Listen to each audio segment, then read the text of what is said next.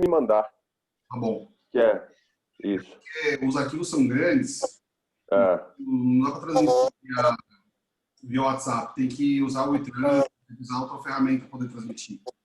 Tá. Pode ser. Tudo separado. Mas me passa o e-mail, Vagnão, por WhatsApp. É meu nome inteiro, @gmail.com. wagnertl@gmail.com. Aí você manda lá os links, né? Uhum. Eu já vou aproveitar, vou mandar para a Jaco também esse final de semana também. Tinha que mandar para o Felipe pediu também, nem mandei. Tá. Eu já te mandei já meu e-mail. Tá, vou pegar um café também. Beleza. Então também vou. Dá licença.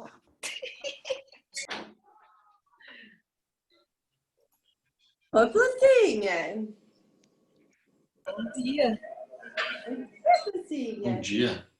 Gente, tava caindo o mundo aqui. Agora parou, tá querendo abrir o sol, mas tava caindo, tipo, assim, medonho, sabe?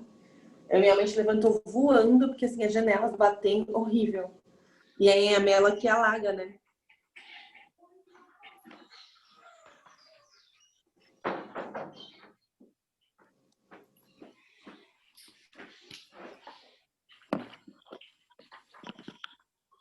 Café em jejum faz mal?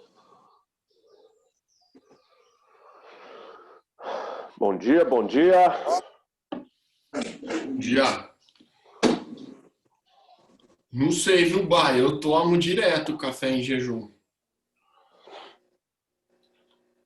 Não faz mal então, né? Um homem maravilhoso como esse é porque não faz mal. Acho que não, espero que não, né? Tomara que não. A Valéria é minha personal food, né, Val? A Val fala que eu posso comer ou não. Eu mando foto dos meus pratos pra Valéria. Eu que tô ajudando. Falou que vai seguir. Pode, Val. Pode? Jejum? Vai. Jejum só tá com estômago, mas é bom também. Acordar. Tá com pangastrite, tem problema? Acho que mais ou menos, né? Vamos equilibrada com água.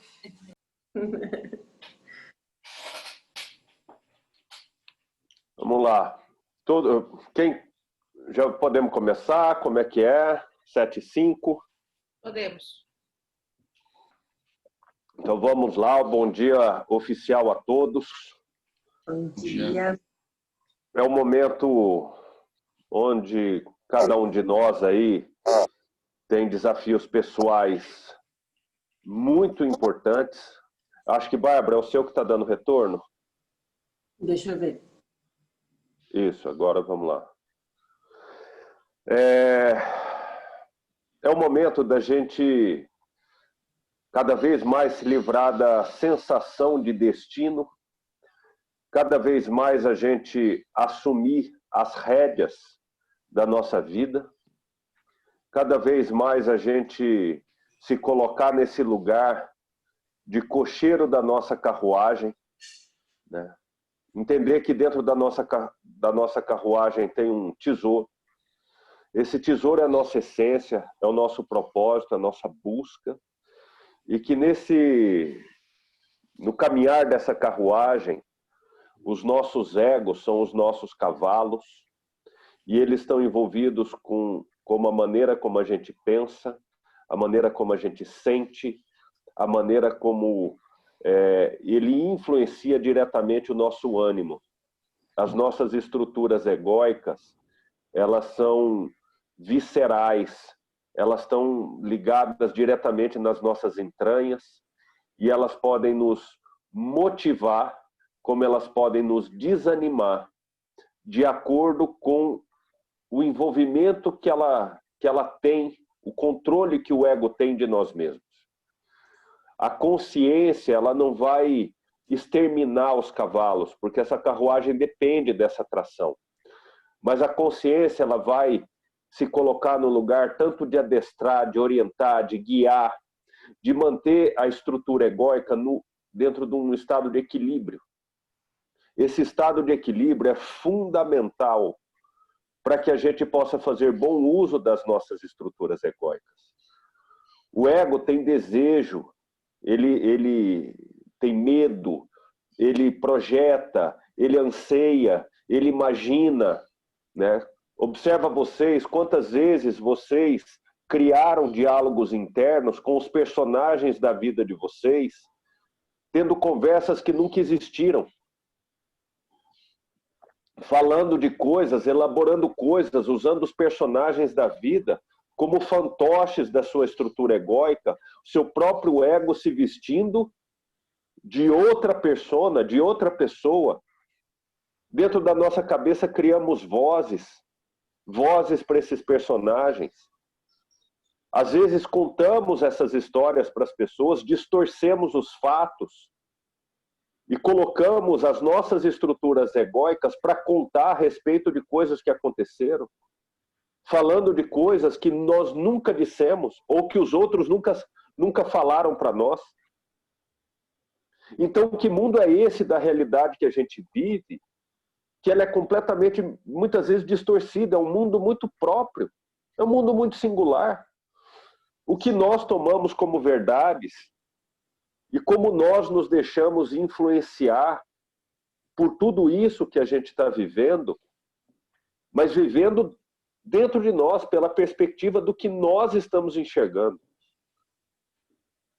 Por isso que no processo de amadurecimento, né, onde cada um de nós de fato amadurece, eu digo que amadurecer é criar uma relação íntima e estreita com a realidade.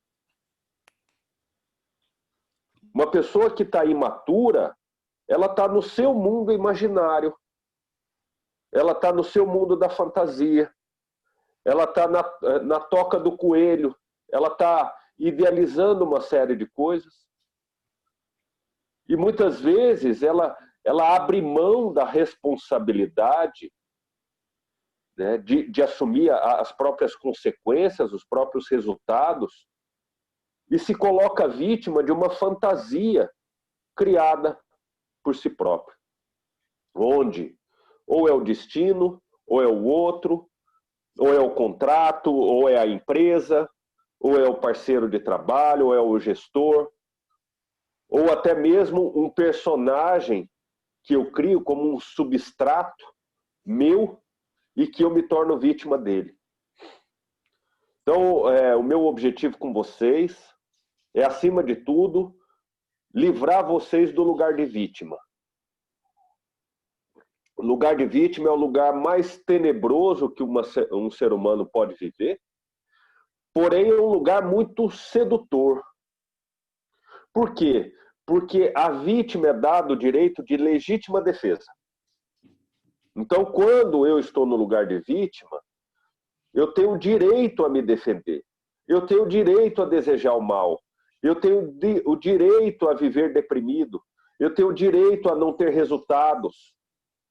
Eu tenho o direito a não ser próspero.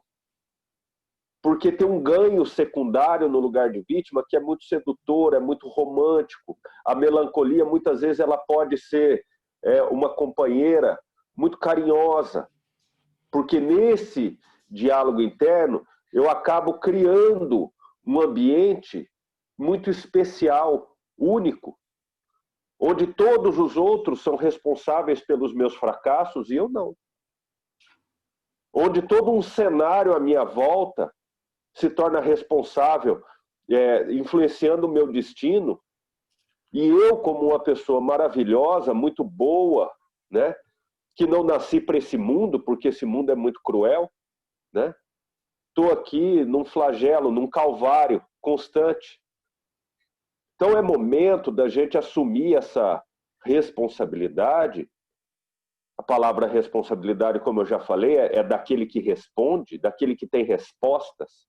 E quem tem respostas são pessoas conscientes, são pessoas maduras, são pessoas que estão dispostas a olhar para o problema e encontrar a fórmula que resolve o problema. Desde criança, quando, né, tivemos aquele primeiro problema de matemática, né? Joãozinho tinha 6 laranjas, deu 4 para Pedrinho, quantas laranjas sobraram? Né? Quantas laranjas Pedrinho passou a ter no final? Meu Deus, e agora? Né? Na própria pergunta está a resposta. Encontramos a resposta na pergunta. A pergunta por si só já é fonte de sabedoria. Então, saber fazer perguntas. Como vocês estão se perguntando o porquê vocês estão vivendo as dificuldades que estão vivendo?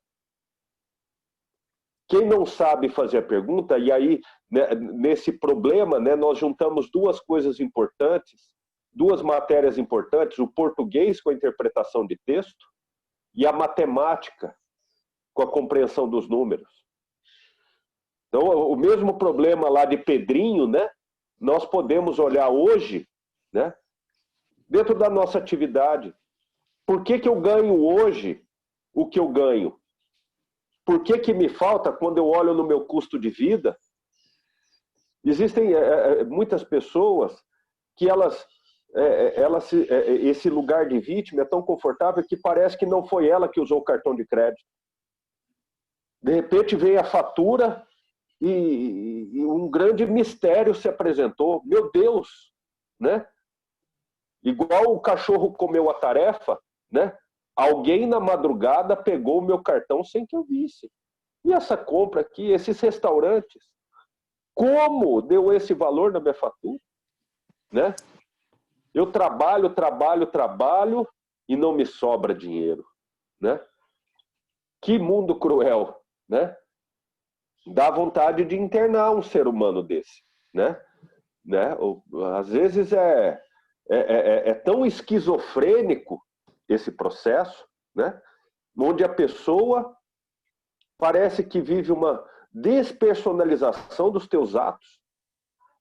Então, assim, puxa, tá difícil vender, tá difícil marcar reunião, meu mercado é ruim, né? Por que será?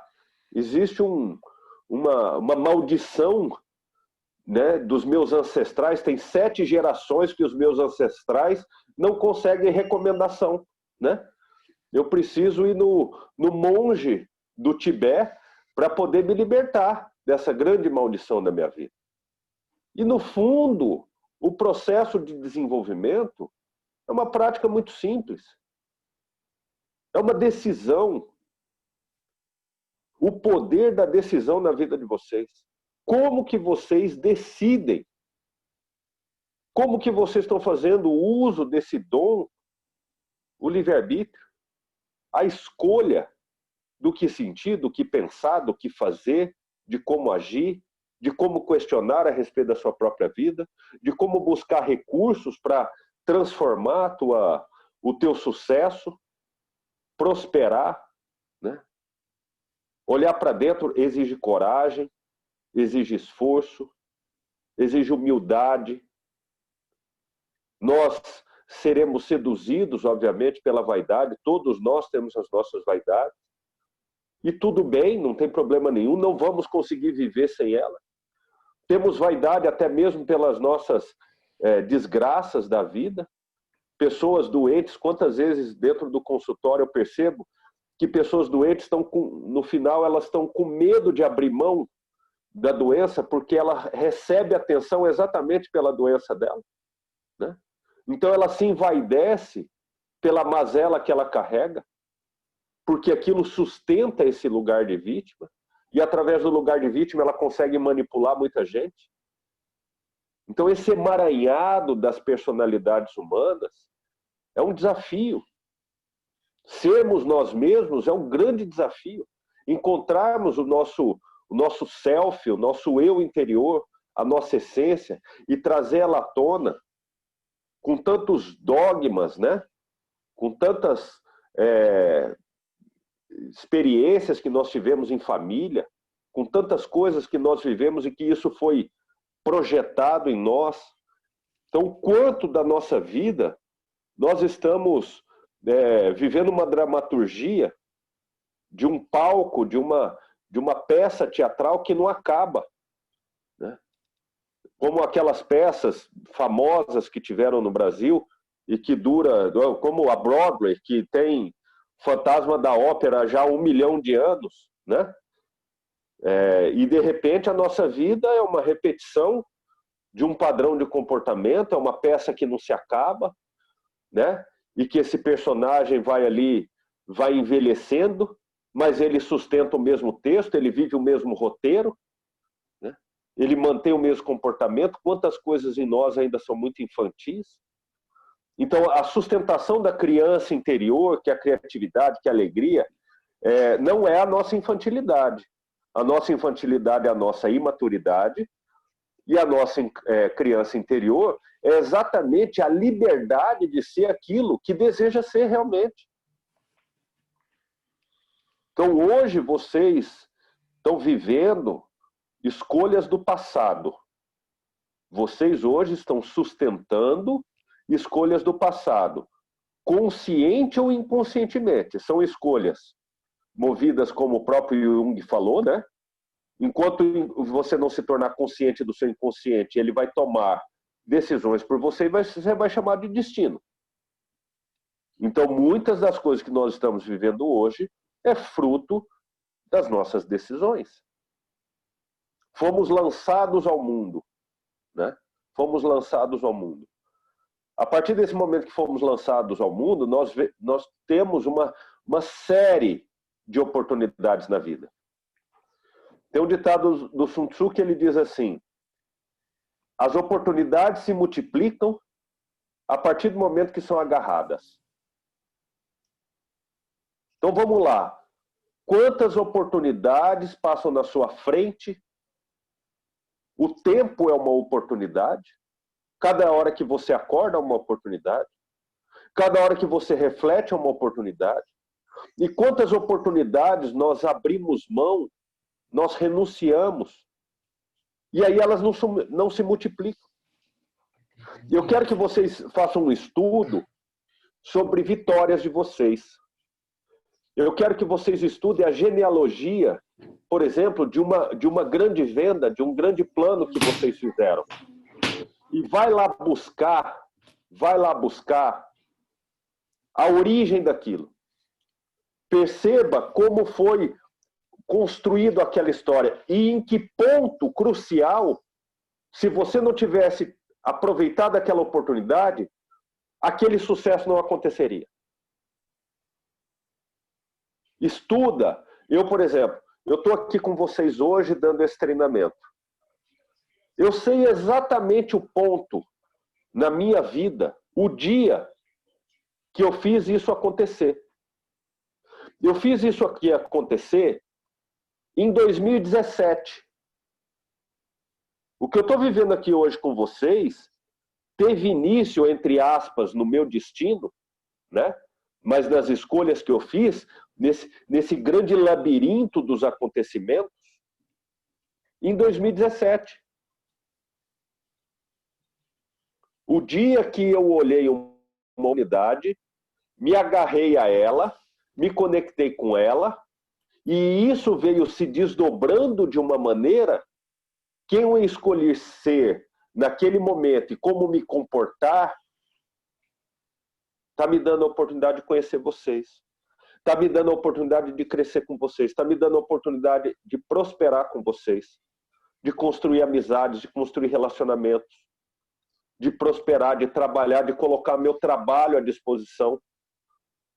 Ter o meu rendimento, ter o meu sustento, ter o meu ganho financeiro por isso. Eu peço a vocês que façam esse exercício. Estude a genealogia de todas as suas vitórias. Tem um mapa, um traçado. Como eu cheguei aqui. Faz a engenharia reversa. Desconstrói a história. Como um cientista que, de repente, por acaso, vê uma reação lá, como Newton vendo a maçã cair. Opa, peraí, como é que isso aconteceu? Deixa eu entender. O que está por detrás da maçã que cai? Por que ela se desprega da árvore e, de repente, cai no chão? Olha quanta coisa foi descoberta ali. Então, de repente, a partir do momento que vocês entenderem essa ciência das suas vitórias, a ciência da sua prosperidade, você vai entender que isso não é sorte. Isso é uma ciência. É interessante que no próprio Japão, o mesmo ideograma de sorte pode ser o mesmo ideograma de esforço. Então, o esforço tem uma grande sorte. Então, qual que é a sorte que eu tenho hoje? É aquilo que eu me esforço para conquistar e realizar. E todo esforço é sair da zona de conforto.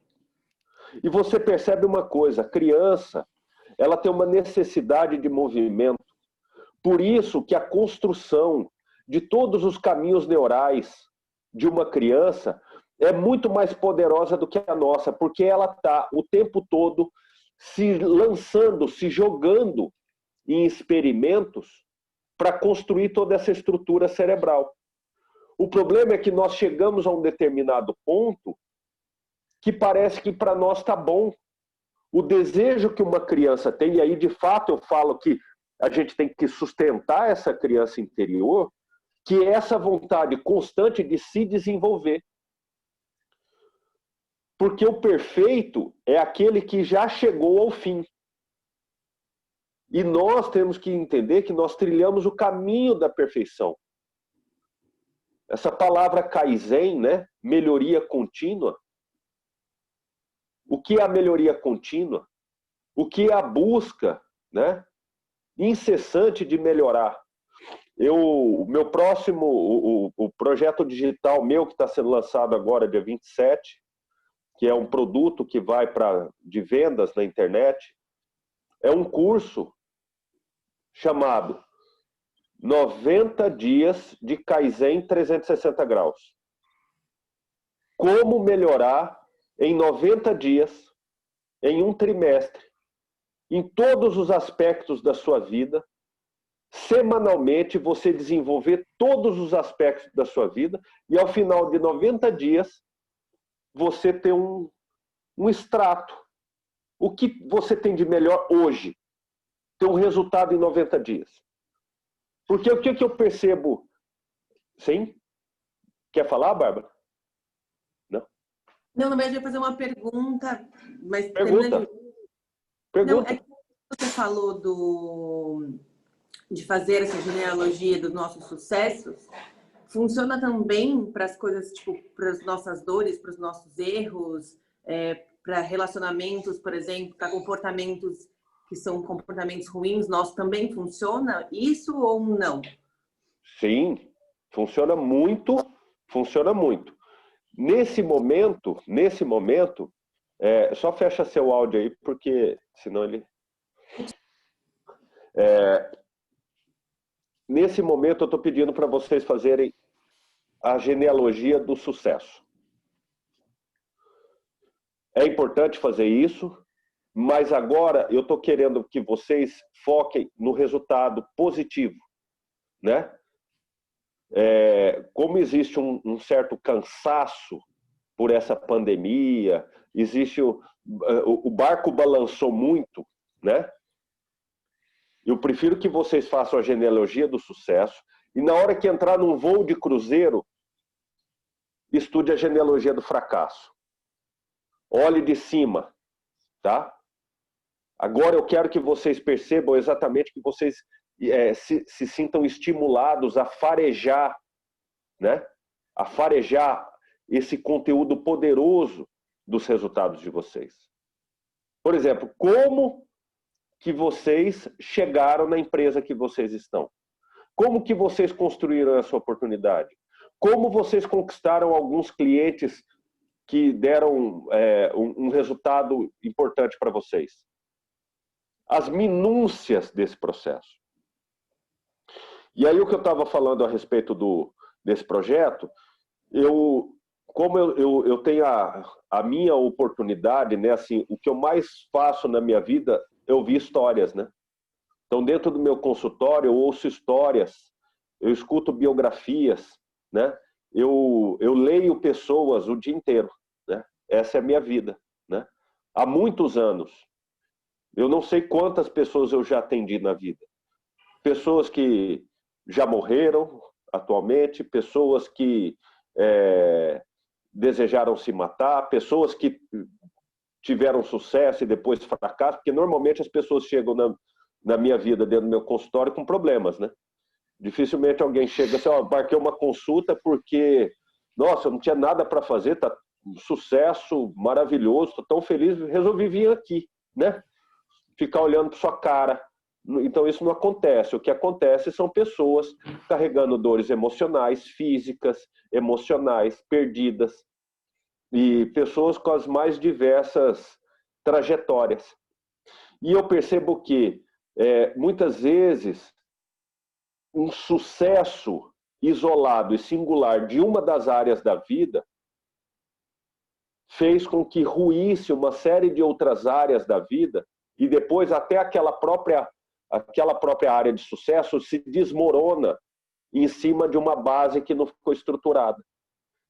Então, pessoas que trabalham demais, ganham muito dinheiro e se perdem da família, ou desenvolvem uma doença porque não cuidou do corpo, ou cuidou muito do corpo, mas não trabalhou direito, então vive numa miséria financeira, né? Ou fortunas que foram desmoronadas, ou fortunas que foram construídas e famílias desmoronadas, né? Ou saúde que não... A hora que a pessoa poderia desfrutar de tudo aquilo que construiu, já não tinha mais saúde, né? Ou as pessoas que sentem um vazio muito grande, apesar de ter tudo. Aparentemente, para todo mundo, aquela pessoa é uma pessoa super realizada, mas no fundo a pessoa é oca, sente uma dor existencial. Ou seja, porque não perdoou, porque não desculpou, porque tem um julgamento que carrega, ou de culpa de si mesmo, ou culpa dos pais. Então, como a gente crescer e se desenvolver de uma forma, desenvolver uma homeostase em todas as nossas dimensões de vida, para que isso venha se sustentando e crescendo. E a vida de vocês, como profissional que vocês são, precisa disso. Vocês precisam disso, vocês precisam desenvolver em todas as áreas da vida de vocês. O processo de amadurecimento, né? Eu vejo pessoas assim que lamentam, né? Elas olham para elas mesmas e lamentam que no projeto delas de alcançarem um objetivo, elas se maltrataram muito em alguns aspectos. E aquilo dói, só que aquilo foi tão feito repetidas vezes, aquele comportamento ficou tão repetido, que a pessoa não consegue mais sair daquele adestramento. Então, como nós falamos do poder do hábito, existem alguns livros fantásticos a respeito do poder do hábito. E ele é tão poderoso que quando você constrói um hábito ruim, é mais difícil de se libertar de um hábito do que de um vício. Uma pessoa abre mão de um vício, e o vício está relacionado muitas vezes ao aspecto bioquímico, orgânico, dependências, a pessoa consegue limpar o organismo daquilo. E anos depois, repete o hábito, porque o hábito, né? Aquele hábito, aquele cenário, aquele processo ritualizado permaneceu. Como, por exemplo, pessoas dependentes químicas, né? Você vê que o adicto, né? Ele tem que ser, o alcoólatra, ele tem que se considerar o resto da vida. O corpo dele já tem 10 anos que não vê uma gota de álcool, nunca mais usou uma droga, mas o poder do hábito está lá dentro. Por que os hábitos, não sei também se é uma realidade, mas me parece sempre que os hábitos negativos, eles são muito mais fáceis de a gente adquirir do que os hábitos positivos? Essa é uma excelente pergunta, né? Essa é uma excelente pergunta. os hábitos positivos, eles, vamos dizer assim, os hábitos que são saudáveis, os hábitos que nos trazem um crescimento, um desenvolvimento, ele está ligado diretamente a um processo que muitas vezes não tem prazer imediatamente, ele não tem ganho de prazer em algumas partes do processo, eles não têm tanto glamour e eles nos tiram da zona de conforto. Os hábitos que muitas vezes podem se tornar nocivos, eles dão um prazer imediato, mas muitas vezes uma sequela ruim. Os hábitos que nos dão sucesso, eles constroem uma alegria aos poucos. É uma paredezinha construída tijolo após tijolo. É uma estrutura edificada e que muitas vezes você não vê grande resultado imediato. Mas depois ela pode trazer um grande êxtase. Então o hábito construtivo, ele é um processo. E esse processo, ele não é todo dia você não visita a glória dele.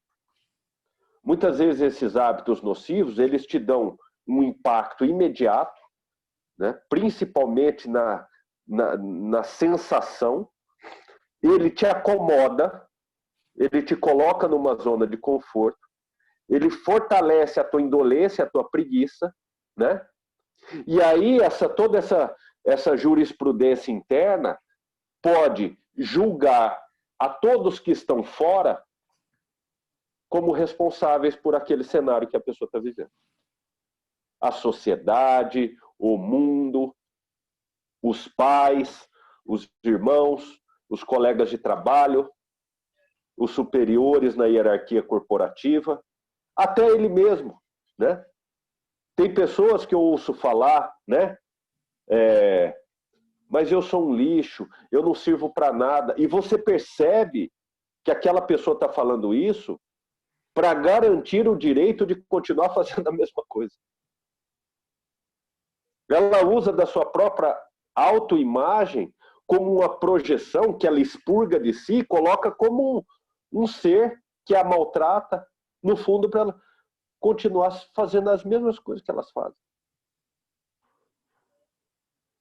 Um dia atendendo uma pessoa, e assim, já fazia uns 2 anos que eu atendi a pessoa, e um dia eu tive que fazer uma pergunta. E eu falei, se você quer construir a sua felicidade, fique aqui. Agora, se você hoje não quer construir a sua felicidade, pode ir embora. A pessoa, naquele instante, pegou as coisas dela e foi embora do meu consultório. Imediatamente. Passou 1 ano e essa pessoa voltou. Ela, claro, se sentiu muito ofendida por mim naquele momento, né? E depois caiu a ficha que eu estava fazendo uma pergunta que seria crucial para o resto da vida dela. Ela estava construindo, ela estava inclusive me usando para justificar. Ela foi num terapeuta para justificar o direito dela de ser triste e, com isso, ser mais especial que todo mundo e que todo mundo tivesse que fazer para ela, até eu, o terapeuta, o que na realidade era a responsabilidade dela em fazer. Então eu quero que vocês olhem para isso. Quando eu falo vocês, eu também estou me incluindo. Nós precisamos fazer isso. Sempre tem um aspecto na nossa vida. Ou está relacionado à nossa saúde, ou está relacionado ao nosso conhecimento cultural, ou está relacionado às nossas relações humanas, ou está relacionado à nossa relação com dinheiro, ou com a nossa vida profissional, com a nossa vocação. Alguma coisa com família sempre tem. Possivelmente não só uma. Algumas coisas que estão muito precárias em nós. Bem precárias. E que, de fato, nós precisamos agarrar isso e falar, não, está aqui na minha mão. Eu vou buscar recursos em mim, com aquilo que eu já tenho, e fora de mim, com aquilo que eu não tenho, para transformar isso daqui na minha vida. Existe um jargão, que é uma crença, né? Que as pessoas não mudam. As pessoas mudam. Muda de casa, muda de trabalho, as pessoas mudam cor de cabelo, corte de cabelo, lifestyle, roupa, né? As pessoas mudam. As pessoas mudam o jeito de pensar. As pessoas mudam o comportamento. Então é muito gostoso ouvir isso, as pessoas não mudam. Primeiro, eu não vou dar o direito a outras pessoas de mudarem. Outra, eu também não vou mudar. Imagina, a Terra parou de girar. As pessoas mudam tanto que elas passam um período viva e um dia morre. Olha como muda. Aquele corpo se decompõe, entra em putrefação, vira gases, volta para o ar, para a natureza. Até os ossos se decompõem. Então, tudo está em constante processo de mudança e transformação. A lei é o contrário. A lei é a mudança e a transformação. Agora, eu posso tomar o capote da onda ou eu posso surfar na onda. A transformação é uma onda que está vindo constantemente, é um fenômeno da natureza. Que eu entro nesse processo de transformação ou não. O que por exemplo, veio a transformação, veio a onda, o novo contrato. Ele entrou na onda da transformação, fez o job back e está acompanhando a onda da transformação de acordo com a sintonia dele com a realidade. Ponto. Então nós precisamos estar em sintonia e diminuir a nossa resistência ao processo de transformação. Basta ver como é uma criança quando cai, o quanto ela se machuca, e um adulto quando cai, o quanto se machuca. A criança, por não criar tanta resistência a uma queda, né, ela tem um nível de lesão. A pessoa trupica na calçada, parece que foi atropelada por um ônibus. Se quebra inteira, se ferra, se destrói. Porque está rígido. A hora que ela sai daquele estado natural, ela se cristaliza de uma maneira que o impacto é muito maior. Dando aula de arte marcial, a primeira coisa, uma das primeiras coisas que eu ensino o aluno a fazer é aprender a cair. Aprender a se harmonizar com a queda. E usar a força da queda para se levantar. O que é um rolamento da arte marcial? Você usa a força da queda para se levantar. E aprender a cair, como esse rolamento da arte marcial, é uma boa analogia com a resiliência. Como usar o poder do fracasso como matéria orgânica e força propulsora para se erguer para o sucesso. Então, o que vocês estão errando hoje, que pode ser exatamente ali a oportunidade que vocês estão tendo de ter o sucesso. Hoje ainda, não é nem amanhã, hoje ainda. Ontem eu conversando com um LP que eu acompanho ele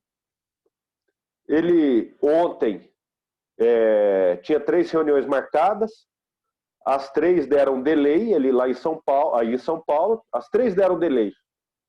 Deu uma louca nele, ele acionou um amigo, revisitar um cliente, só para tomar café, porque ele queria distrair a cabeça, ele foi. Ele fez 9 N's. Porque um conversou com o outro, que chamou, na hora que viu, ontem ele estava falando comigo no telefone, eu acordei de manhã, já vi que tinha tomado os 3 delays, estava se sentindo a pior pessoa do mundo. E aí ele falou, não posso me sentir assim. Né? Com o trabalho que a gente veio, não posso. reage. Ele reagiu, foi do nada, virou isso. Ele não se cabia ontem, de tanta euforia que ele estava sentindo. E aí eu fui fazer a desconstrução do sucesso, fazer exatamente isso com ele. Onde que aconteceu? Foi numa atitude. Se você tivesse ficado lamentando, ó dias, ó céu, ó azar, né? Que mundo cruel, o mercado tá duro, tá difícil. Nós temos que reagir. Nós não podemos resistir à transformação, mas nós temos que reagir constantemente. Uma busca incessante, né, pela vitória, pelo sucesso. Ter os momentos de acolher a dor. Mas naquele horário, que é o meu horário de trabalho, é pauleira. Eu quero acabar o meu dia, né, meu horário efetivo de trabalho e curtir ali uma penumbra, uma música mais lamuriosa, quero chorar. É bom, é importante isso. Poder olhar, sentar com a própria sombra, sentar com a própria dor, dialogar com ela. Mas tem hora para isso. Você está no seu horário de trabalho, não é hora disso. Da mesma forma que na hora que você está no seu ócio, não é hora de trabalhar. Então, quanto vocês não estão inteiros em nada que vocês fazem? Na hora de descansar, está preocupado. Na hora de dormir, está acordado. Na hora de trabalhar, está com sono. Né? Então, precisamos nos tornar pessoas integrais, integradas, íntegros, inteiros. Porque isso é o que faz a vida ser ou miserável, uma vida medíocre, ou uma vida plena. É o nosso estado de presença. Coloque o tempo, que é o horário de trabalho de vocês. E naquele período, é como se você estiver na trincheira numa guerra. Tomou um tiro, não matou, rasteja, vai, continua. Vai em busca da vitória. Aquela corrida do Ayrton Senna só com a segunda e com a sexta marcha. Vai lá, bate recorde. Luta até o fim. O fim daquele horário do dia. Qual que é o fim? Aquele horário que você determinou como horário de trabalho. Que é o horário saudável. Por quê? Porque depois do horário de trabalho tem outro horário de outras coisas.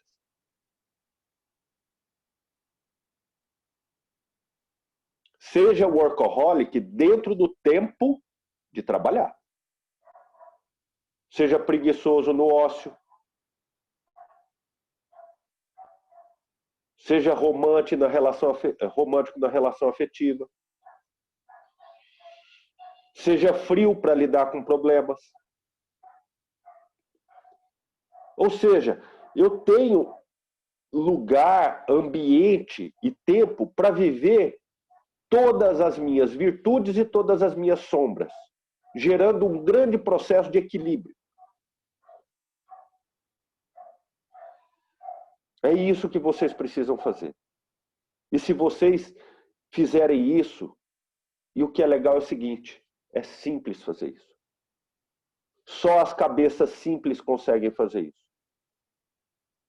É um algoritmo, é binário. Defina um horário de acordar para fazer o quê? Planejamento. Deixa tudo planejado. Deixa as janelas prontas. E aí, intensidade em tudo que for fazer. O uso da inteligência. O uso da flexibilidade. Da perseverança. Da insistência. Desconstrói teimosia. Viu que um processo está errado? Para. vai em busca de quem sabe fazer ele melhor, aprende, leia, estude e reage na hora. Faça a mudança de imediato e repita aquilo. Repita aquele processo. Até você perceber que ele de fato passa a te pertencer.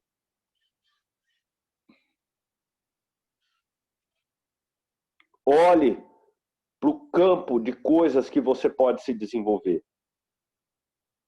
E a hora que isso se tornar natural para você, a hora que você se tornar uma pessoa à vontade com o seu processo de edificação e de transformação, quando isso estiver na sua pele, quando isso integrar a tua alma, quando isso for o teu impulso natural,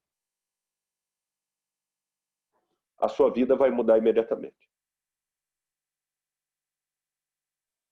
Tem coisas, a maioria das coisas da minha vida eu não controlo. O que mais existe no mundo são as variáveis que eu não controlo. Mas a partir desse dia, a maneira como você se relaciona com tudo aquilo que você não controla, sempre vai construir um resultado positivo. Pode durar um dia, pode demorar um ano, mas você vai encontrar um extrato produtivo e positivo daquilo. Como diz o ditado, shit happens. Mas pode virar esterco. Esterco nutre a semente, que gera o fruto, que gera a flor, que gera a sombra. Então não tem nada que não possa ser reciclado na minha vida e transformado em riqueza. Porque se eu também não souber lidar com a riqueza, ela se transforma em pobreza.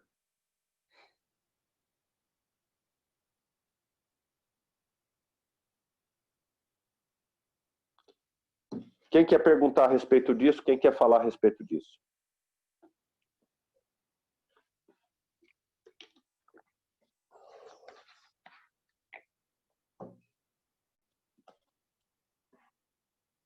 Alguma pergunta?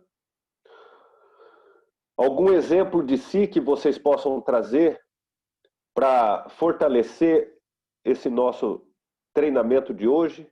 Alguém quer falar a respeito da sua própria história que revela e confirma isso que eu disse? Sim, sim. Por favor. Você estava falando, né, sobre ser simples, sobre ser prático e etc. Tal. Óbvio que a gente, no íntimo da gente, a gente sabe quais são as dores, né, e as coisas boas, de às vezes conduzir as coisas de maneira mais prática e mais objetiva. Como é que a gente faz para reconstruir quando a gente chega num ponto onde a gente começa a questionar o que estão pensando da gente? Você sabe que você está fazendo a coisa da maneira correta, que você está conduzindo as coisas de uma maneira menos nociva possível, porque certeza, óbvio que ninguém é Deus para prever, tá perfeito, mas chega um momento que você fala, pô, a Cíntia é dura. Vou dar o meu exemplo mesmo. Eu não sou dura, eu sou prática.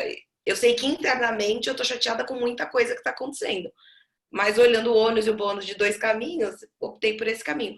Como que a gente faz para desconstruir esse sentimento de julgamento do próximo? Que na verdade, assim, eu também nem sei se estão me julgando, mas se eu tô pensando isso é porque isso me incomoda.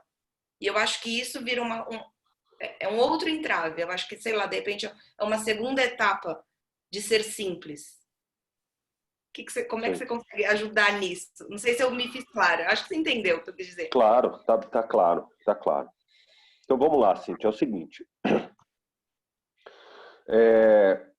Como eu estava dizendo no começo, nós construímos uma jurisprudência, nós construímos tribunais, onde ora estou sentado na cadeira do juiz, ora do réu, ora dos jurados, né? Ora do advogado, ora do promotor, né?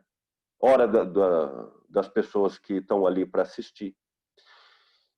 E eu vou colocando pessoas e personagens nesse grande tribunal, onde um observa o outro. O Nietzsche disse, no momento da vida dele, que ele sentava à mesa com muita gente e que todos eram ele mesmo. Ele era um ermitão, viveu sozinho durante muito tempo. E que ele chegou a perceber isso, que no fundo ele dialogava e todos eram ele. Então essa multiplicidade de eus pode tomar a forma do outro. No fundo, você está se julgando. Mas ele precisa tomar, como você mesma disse, né? Não é perfeito o que eu estou fazendo, não é certeza, né? Então, o que eu faço quando eu não tenho certeza? Eu reflito. Qual que é o recurso que você tem usado para reflexão? O olhar dos outros. Não necessariamente perguntando para o outro, mas imaginando o que o outro pensa. Então, você se olhando pelos olhos do outro. Meu conselho, pare de fazer isso e pergunte. A resposta a gente já tem, né? É que aí tá com medo de tomar decisão e aí fica arrumando muleta, já tá respondido. O líder, né? Vamos dizer assim, a liderança, ela não está aqui para agradar. A liderança, ela é um incômodo.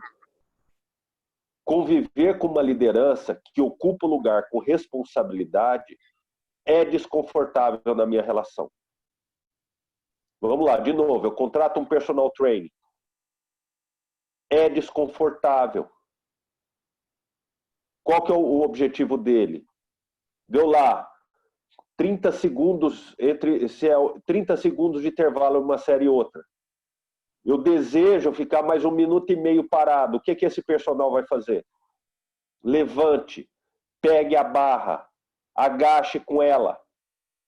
Vamos lá, 1, 2. Agora, quando existe uma relação de confiança, de comunhão, né? De que eu percebo que há conhecimento, a capacidade e competência nesse profissional que me lidera, e eu sei da importância do que ele faz para mim, me colocando naquela situação, eu melhoro a minha performance, o meu desempenho. Quando o aluno, o profissional que está na frente de um líder, perde a confiança ou na competência ou na intenção daquela liderança, o que eu vou fazer? Eu vou me rebelar. E aí eu posso deixar de fazer o que é bom para mim só para atingir o líder.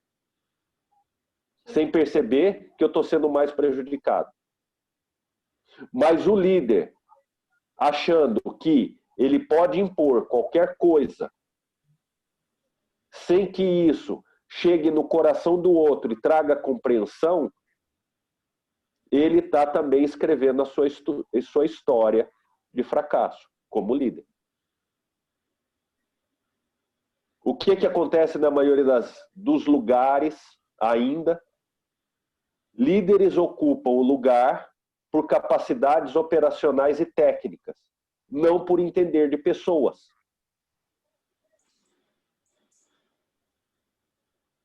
Tem um ditado que diz, um exemplo vale mais do que 1000 palavras. Depende. Eu não concordo completamente com essa palavra, com esse ditado. Porque existem pessoas, por exemplo, pais, mães que são exemplos fantásticos e os filhos não necessariamente seguem os exemplos dos pais.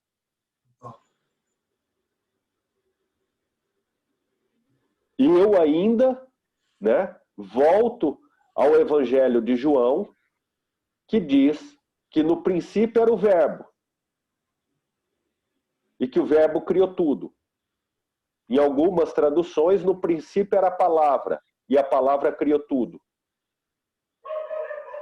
Para mim, o que gera resultado é didática e metodologia.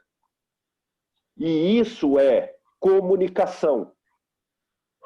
O que tem poder é linguagem. O exemplo só é poderoso se ele é uma linguagem.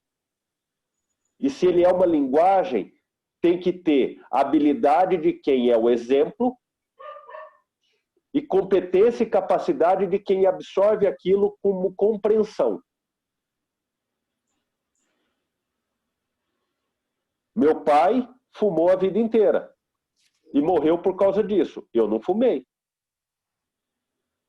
Existem pais que não fumam e os filhos fumam. Então, onde está que o exemplo vale mais do que 1000 palavras? É bonito isso. Mas na prática mesmo não é assim que funciona. Na prática, a linguagem, a comunicação, é a didática, a metodologia, é a compreensão. Quantas pessoas dentro da Prudential têm resultados fantásticos? É um exemplo. Está todo mundo modelando e sabendo fazer a mesma coisa?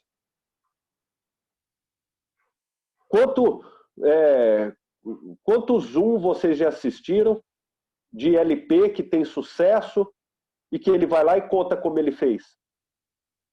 E mostra o exemplo dele. No outro dia todo mundo saiu tendo aquele resultado? Não. Né? Então o trabalho é árduo. A comunicação, fazer sentido, e isso, Cíntia, assim, a liderança, ela é um mergulho. Então seja prática, mas seja profunda. Seja simples, mas construa imagens. Tenha paciência. Tenha disposição. Um líder precisa de paciência, perseverança, disposição, ânimo para lidar com o ser humano. E isso não quer dizer ser um doce de pessoa o tempo todo. É saber ser amarga como comportamento, mas não com um sentimento amargo. Né? Às vezes, quando a gente está de ressaca, o que é que precisa? Tomar lá um chá de boldo, que é amargo. O amargo faz bem para o fígado. Todos os sabores, ácido, doce, salgado, amargo, todos eles são importantes para a fisiologia humana. Na medicina chinesa, cada sabor rege a energia de um órgão. Para eu me harmonizar e trabalhar o meu bem-estar, eu tenho que ter uma reunião de sabores, de paladares. O líder também. O ser humano também. E quando eu falo aqui de liderança, né, vocês como LP precisam ser líderes na frente do seu cliente. Precisa assumir a liderança. E isso também é entender de pessoas. Ser líder não é mandar. Ser líder é compreender o outro e dirigir o outro para aquilo que é importante.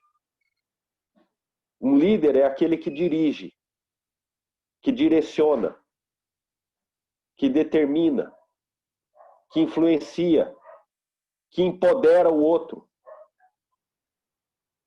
que acolhe, que sabe ouvir, que tem um momento de falar, que escolhe bem as palavras, que toca o coração do outro, que incomoda onde precisa, mesmo tendo que, em alguns momentos, lidar com a raiva do outro, com a indiferença do outro. Então, quanto mais o líder ele tem um estofo, uma estrutura, uma envergadura para não se fragilizar diante da emoção do outro, esse líder tem mais estrutura, mais condições de ter sucesso. O líder que se altera muito pela reação do outro, esse é um líder vulnerável. E aí a gente pergunta, quem está liderando quem? Né? Se a reação do teu cliente mexe profundamente com você, quem está liderando quem?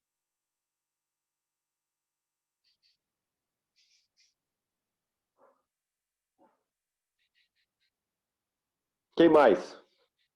Fala, Bárbara. E comunicação desse jeito, né?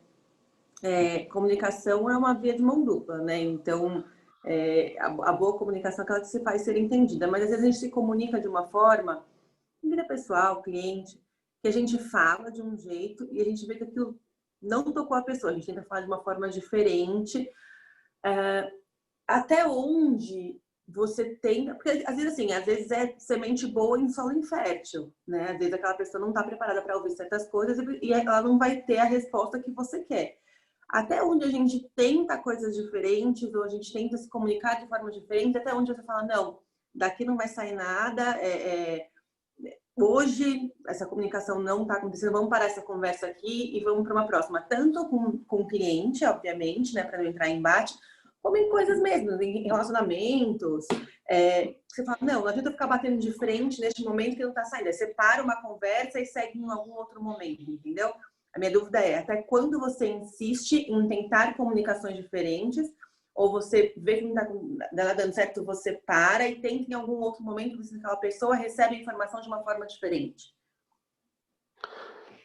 A partir do momento, né, esse time, né, é muito importante, né? Então vamos lá. Se a conversa está ficando prolixa ou redundante, é hora de parar. Então, o que é prolixo? Aquela coisa que vai viajando, que não tem fim, que já perdeu o fio, já se desconectou da essência, né? Tá em loop. Oi? Tá em loop, né? Isso, tá num looping. Aquela coisa. Por quê? Às vezes, numa comunicação, você se perde do propósito daquele momento, daquele encontro, e fica uma disputa sobre aspectos egóicos. Já não importa mais o produto, já não importa mais o propósito. Vocês adentraram em outra seara e já começou a viajar sobre aquilo. Aqui é melhor. Aquele momento encerra. Oi, Hugão, o que você falou? Não, diz, começa a briga de ego, né? Brigar quem é melhor, quem tem a razão, e aí não sai do lugar, né? Exatamente. Todo mundo fica surdo, né? Eu falo que às vezes algumas conversas parecem uma torre de Babel. Você fala A, a pessoa entende B, mas talvez ela queira entender B ou muda aquilo que você está falando. Então, realmente entra na briga de ego. Aí você para e deixa a pessoa pensar e você pensa também e volta contra a abordagem. Exatamente, né? Por exemplo, o que eu tenho vivido nesse momento? Eu não consigo atender todo mundo que me procura. Então, o que eu acabo recebendo eventualmente? Né? Áudios, WhatsApp, de que eu não estou dando atenção, né? Pessoas até meio magoadas comigo. E o que eu tenho que saber? Eu tenho que saber que eu tenho um limite. E que quanto mais se eu começar a sofrer por isso, eu deixo de fazer aquilo que eu tenho que fazer bem feito. Se eu entrar nessa discussão com essas pessoas, então o que eu faço? Com muita sensibilidade e verdade dentro de mim, eu peço perdão. Eu peço desculpa. Eu concordo com a pessoa. Porque a dor dela, a expectativa dela. Eu vou tentar ficar batendo. Qual que é a essência disso? Né? E aí eu estou dando a chance para plantar o quê? Nessa pessoa, que lá na frente a gente tem uma oportunidade de estar juntos. Então, não se perca do propósito. Não se perca do propósito. Disciplina também é embainhar a espada. Disciplina também é parar uma conversa. Disciplina também é deixar para outro dia. Quando aquilo já espanou. Quando você já se perdeu. Quando soltando pipa, a linha saiu do carretel e a pipa foi embora.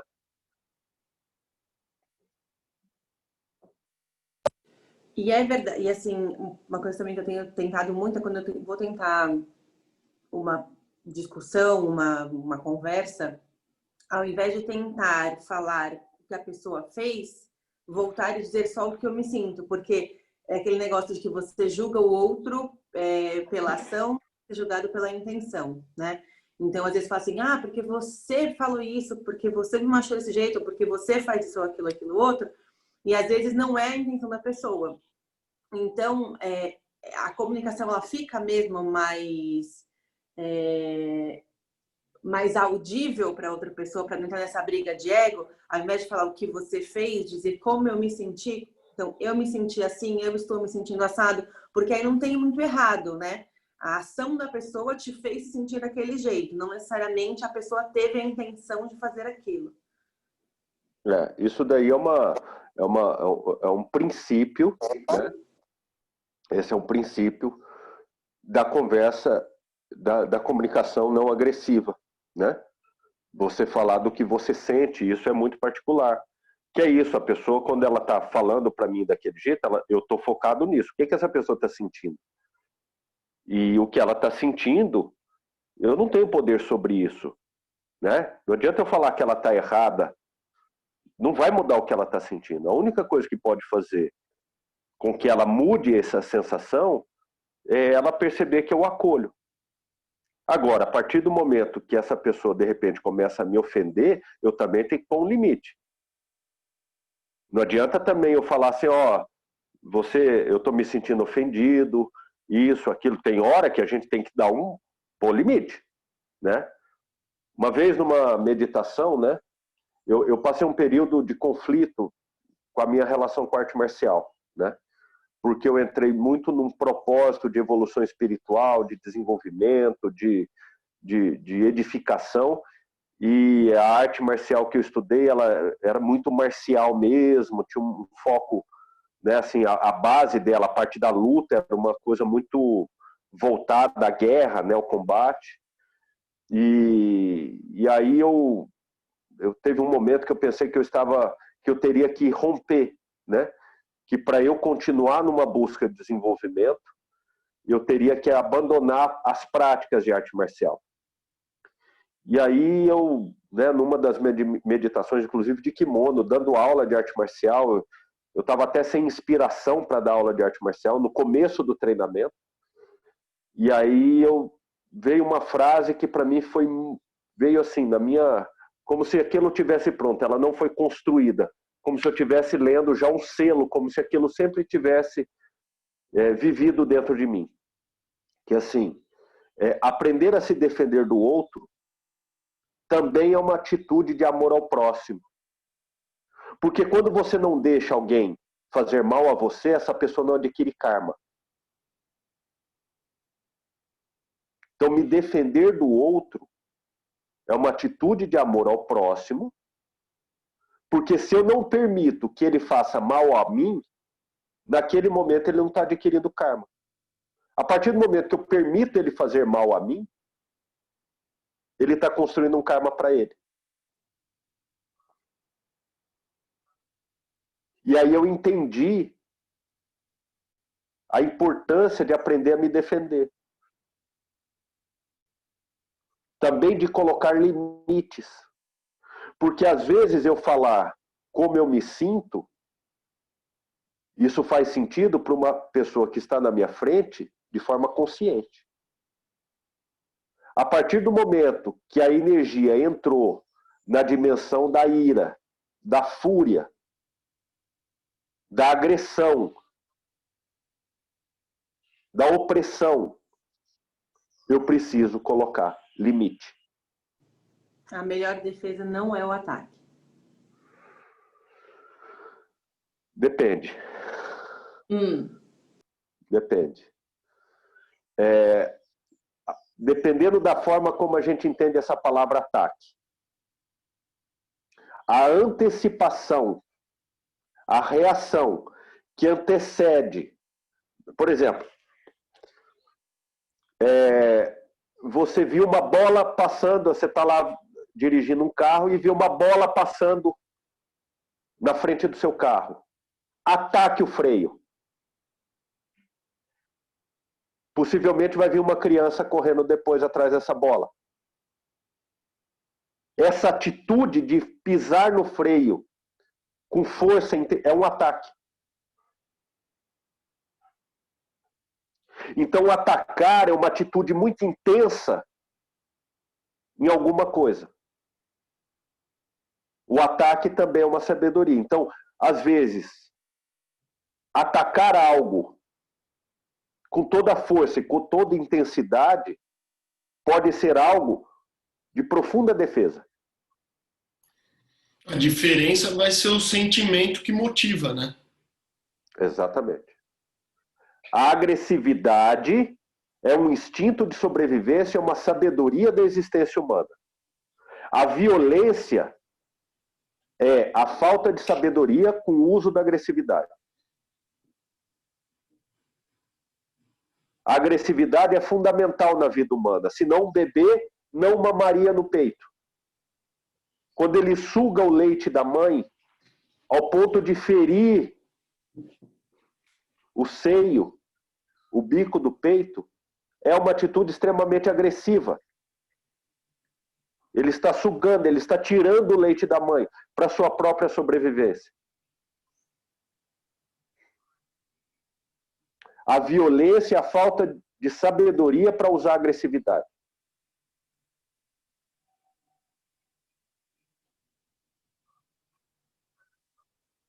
Então, atacar também tem a sua sabedoria. Tanto na defesa quanto na vitória.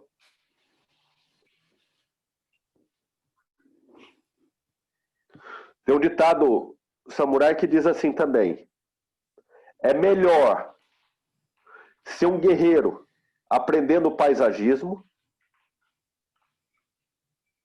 e viver nos campos do que um jardineiro que nunca treinou a arte da guerra num campo de batalha. Então nós precisamos aprender a nos defender sem ofender. Como aprender a se defender sem ofender? Como, ao se sentir ofendido, não ofender, mas se defender?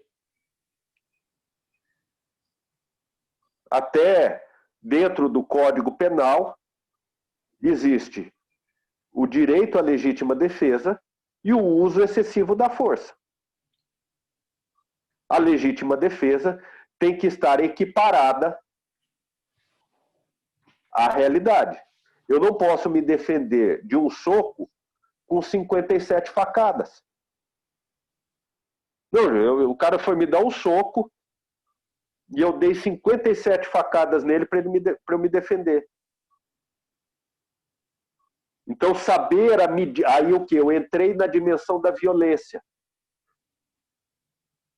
Não, ele, do nada lá da rua, ele veio me dar um soco.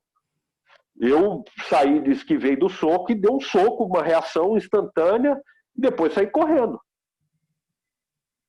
Eu usei agressividade com sabedoria.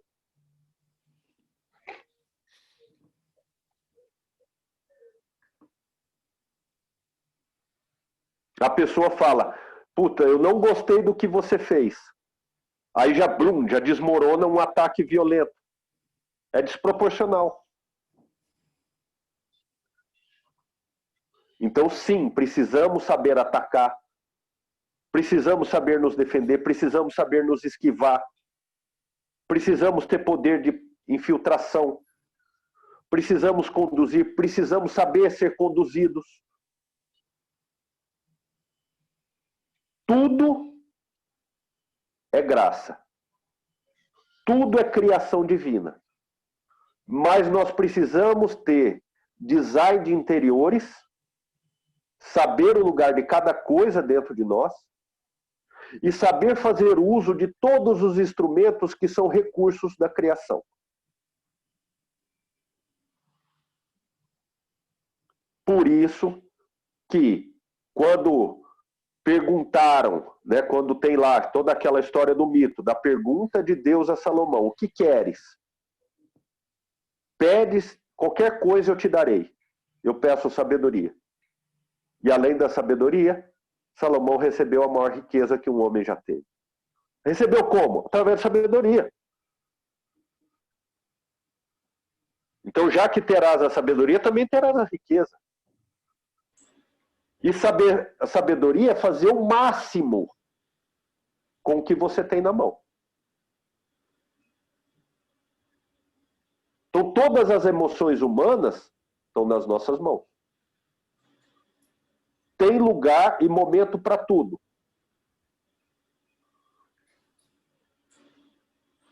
Eu estava nesse processo todo refletindo exatamente sobre isso, né?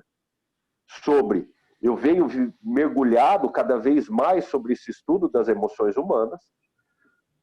E quando meu filho me pergunta lá sobre os 10 mandamentos, né, o que eu acho, e se eu concordo, e se eu acho que foi Deus que fez, ou o homem que fez os 10 mandamentos, e a gente foi estudar sobre cada um. E aí, quando chega não matarás, né, e eu me pergunto, eu posso dar o direito a alguém vir tirar a vida da minha família e permitir isso naturalmente? Ou devo lutar, mesmo valendo a minha morte e a do outro, para salvar a minha família? Então, até matar pode ter uma circunstância que seja uma atitude de sabedoria.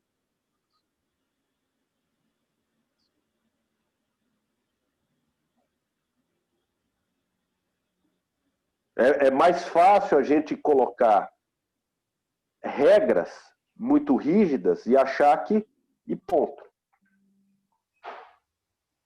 Olhar isso de várias dimensões exige mais. É mais exaustivo para a nossa mente. Mas para mim é o caminho da sabedoria.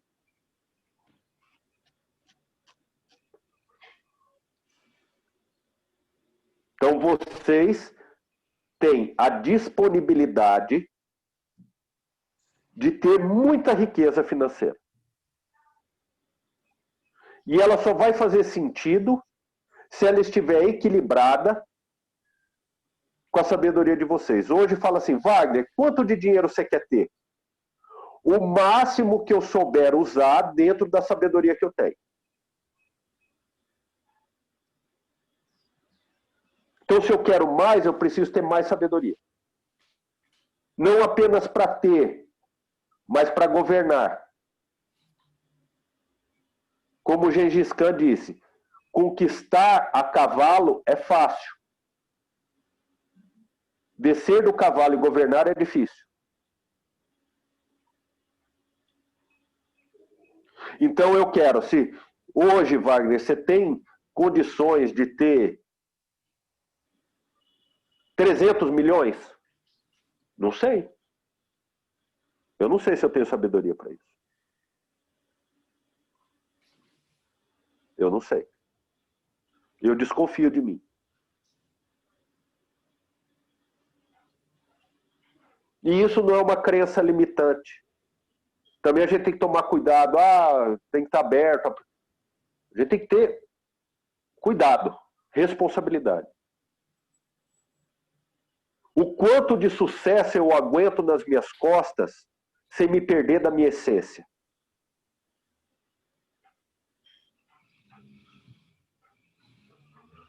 O quanto de luxo eu estou disponível a viver sem que eu deixe de perceber o amor e a relação com os meus filhos.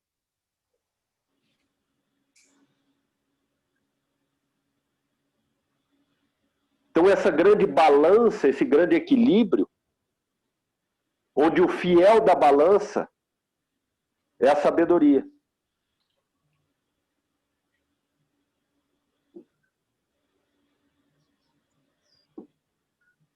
Então vocês hoje têm uma oportunidade de olhar para a vida de vocês e refletir sobre o que de fato já existe de coeficiente de sabedoria para ter o sucesso que vocês almejam. Tanto para conquistar, quanto para governar a conquista.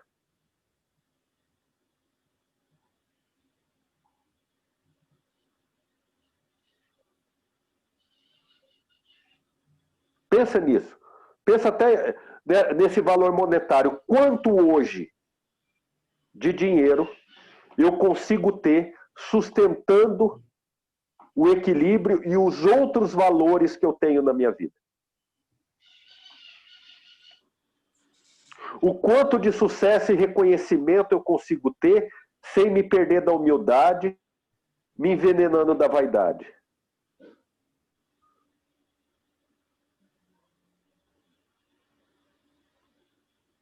Então tá, mas eu quero ter. Então desenvolve sabedoria para dar conta de conquistar e de governar. Hoje, o que vocês estão vivendo hoje já é o desejo de um dia que vocês tiveram. Pega vocês há 20 anos atrás e conta para aquele menino ou aquela menina que vocês teriam o que tem hoje. Hoje vocês têm sabedoria para governar o desejo que vocês tiveram um dia? O que vocês estão negligenciando hoje dos sonhos que vocês tiveram e que conquistaram e que ou não tem sabedoria nem para ter gratidão e reconhecer o valor daquilo, e o que vocês estão fazendo com isso que vocês conquistaram? Seja do aspecto financeiro, seja do aspecto de patrimônio, de colocação profissional, de reconhecimento.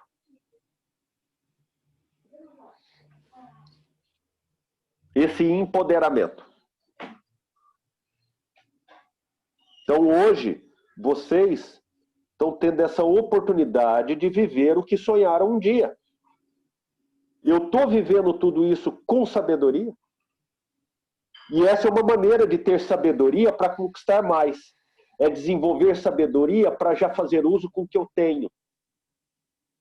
De oportunidade de viver, de sentir, de praticar.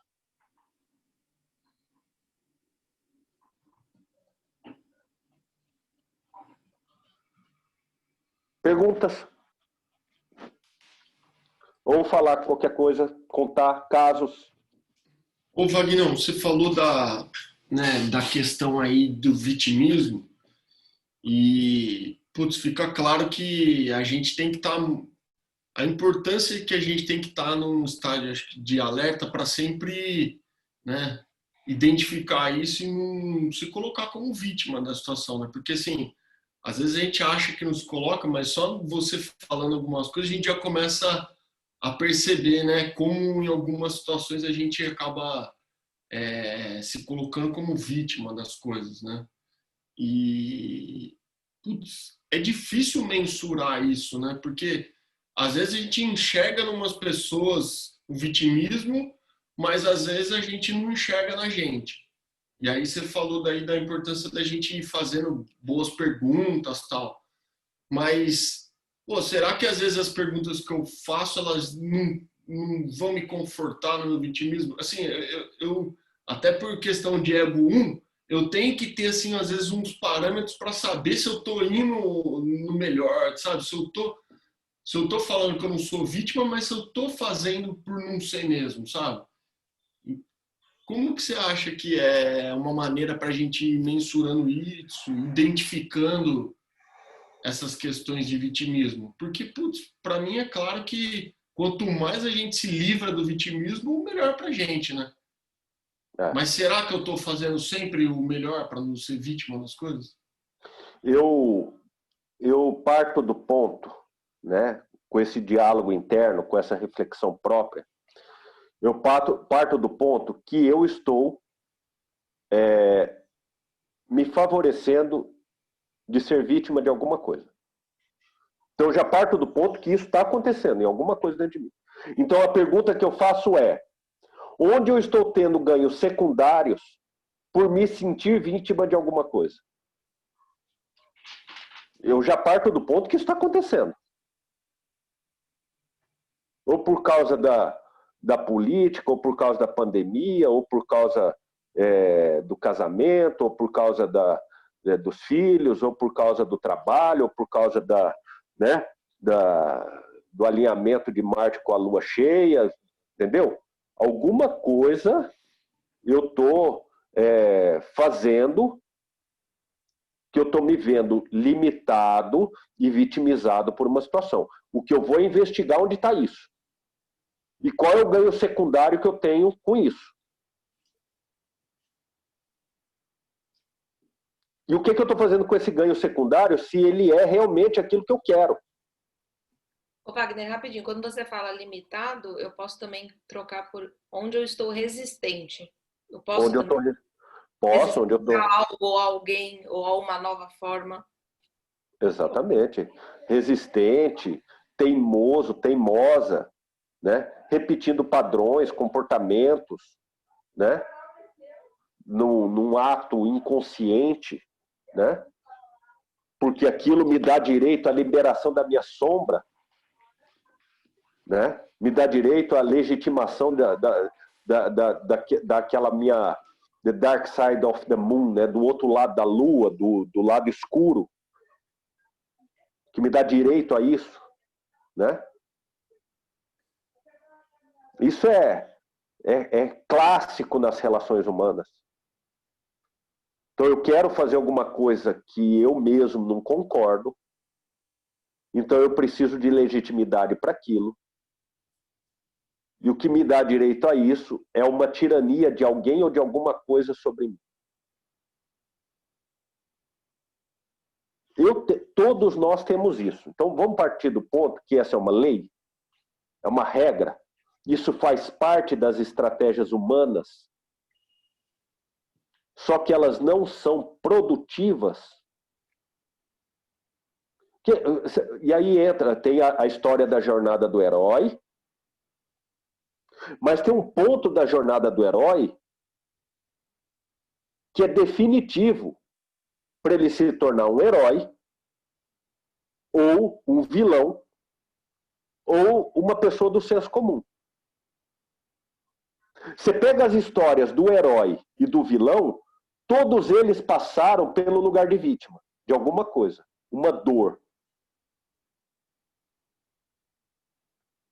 O herói pega aquilo e transforma no ato heróico. O vilão legitima o direito de destilar o mal e a pessoa do senso comum continua sendo oprimida por aquilo.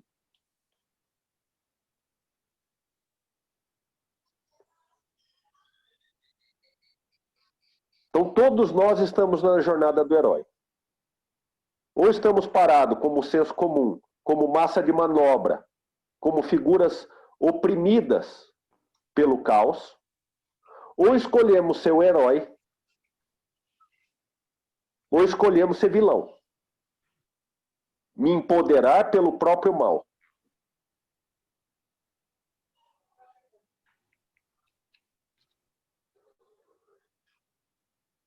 Então, todos nós temos que passar por esse lugar e estamos passando em algum aspecto da nossa vida.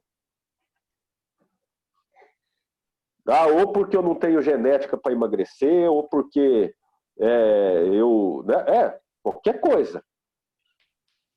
Qualquer coisa. Né? Então, a gente tem que investigar, fuçar, olhar para a nossa vida e ver onde isso está acontecendo.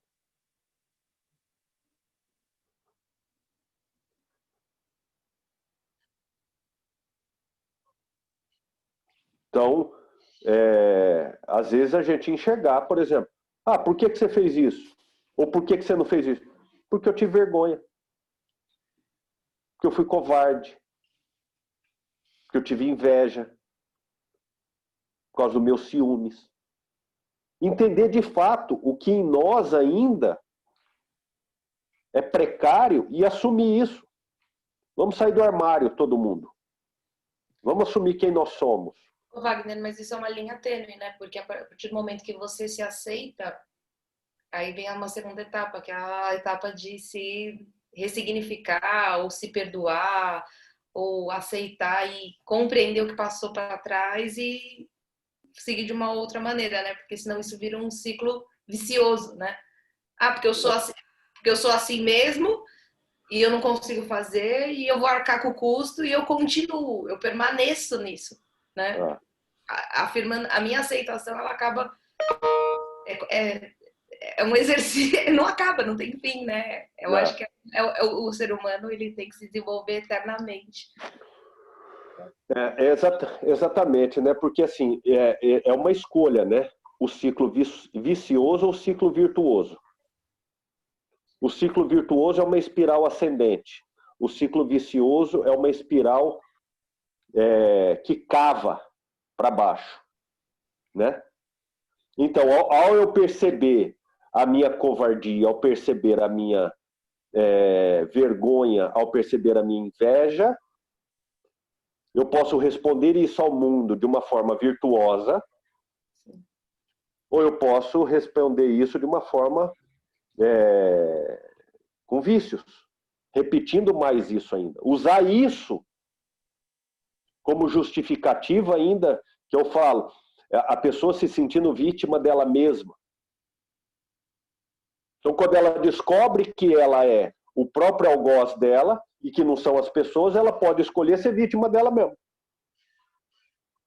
Então, ela só mudou o lugar, só mudou os personagens. Mas o padrão continua o mesmo. Agora, se essa pessoa reage, né? Se essa pessoa reage, se coloca no protagonismo da vida dela,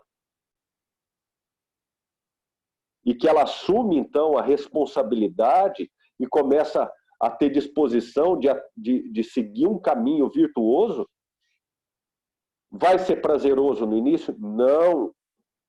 Vai ser cansativo? Vai. Mas é o poder do propósito. Para isso eu tenho que encher de significados, de símbolos, porque ele é mais importante do que a lógica. Como diz o Viktor Frankl, como a gente trabalhou isso já.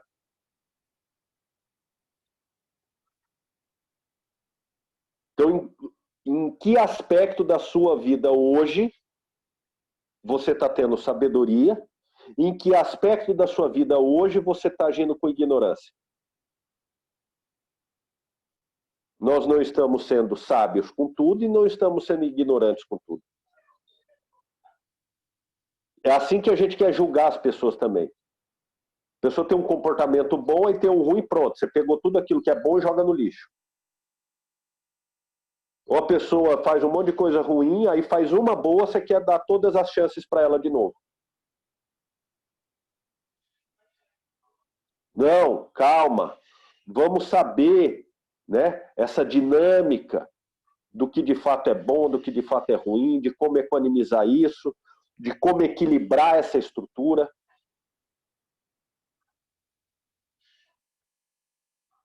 Por isso, só uma coisa que não dá para abrir mão, de se manter consciente o maior tempo da nossa vida. Se manter em estado de consciência, de presença. Porque se você escorregar, você solta as rédeas e o cavalo vai para onde ele quer. E na hora que você vê, você está lá no meio do braquiara, você está lá no meio do pasto, e a carroça está quebrando, e você está lá pulando, e você tem que pular em cima do cavalo para pegar a rédea de novo, e o cavalo está te dando coice, e você está batendo nele, e vai virar uma fusarca.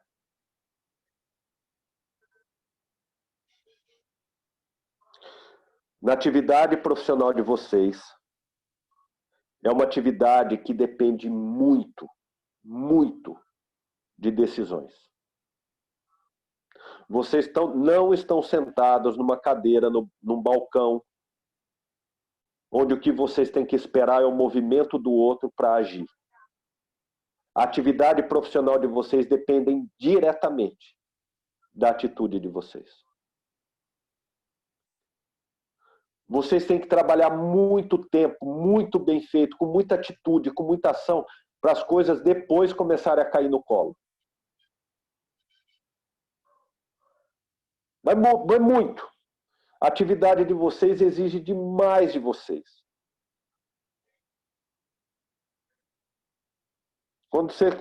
Quando a Prudência contrata cara que já é vendedor, e aí que ele fica sabendo assim, só tem que vender 3 por semana, né? Tipo, lá ele, né, fazia venda, aquela coisa de produto que as pessoas buscam, o cara vendia pra cacete. Mas só precisa vender 3? Pô, tá fácil. Aí rala, apanha, feito um cachorro. Por quê? Porque não é fácil. Porque depende dessa pecinha, que é você mesmo. E o tempo todo nós estamos decidindo, fazer ou não fazer. Isso também é binário. Se eu não estou fazendo, é porque eu decidi não fazer. Ou consciente ou inconscientemente. Quanto tempo vocês perdem? Contabiliza isso. Quanto tempo vocês perdem não sendo produtivos no trabalho? Ou por descrença, ou por lamentação, ou por falta de fé, ou por falta de atitude. O quanto um delay já derrubou vocês? Para tantas outras coisas que no dia poderia dar certo. Quantos dias foram desperdiçados por um único desânimo?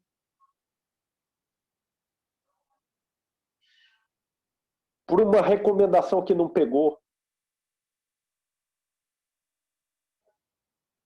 Quem tiver 3 K-Men, tá feito. Tá feito. Você encontrando 3, os 3 multiplica para 6. É uma fecundação. Fecundou 3 K-Men, pronto. Seu harém está pronto.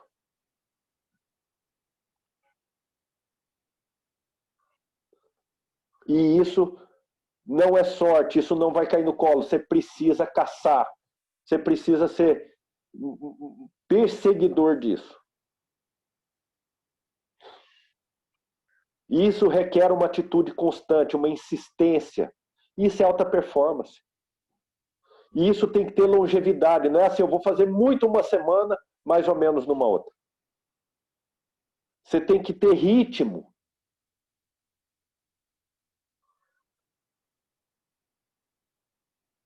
Qualquer maestria em qualquer área leva-se 10 anos. Esquece.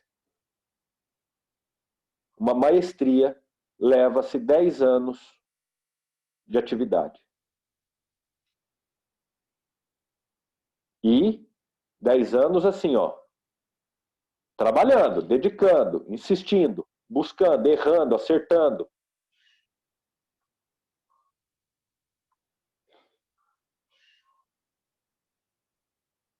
Por isso que maestria é um caso raro, porque a pessoa tem 30 anos de atividade, mas é 30 anos meia boca.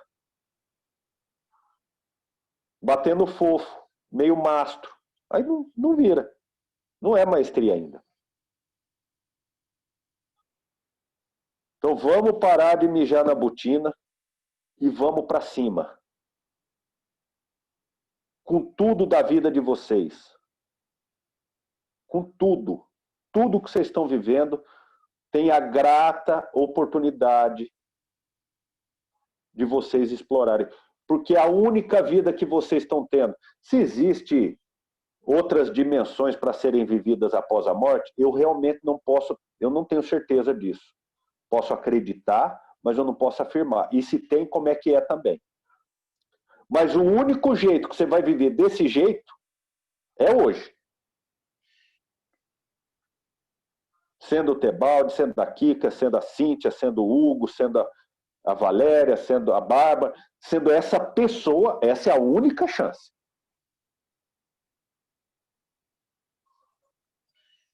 E o tempo que nós temos, nós não sabemos. Nós não sabemos. Essa é a grande realidade da vida. Ninguém sabe o dia que o trem parte. Então, vamos agarrar hoje e fazer o máximo com o que você tem de oportunidade hoje.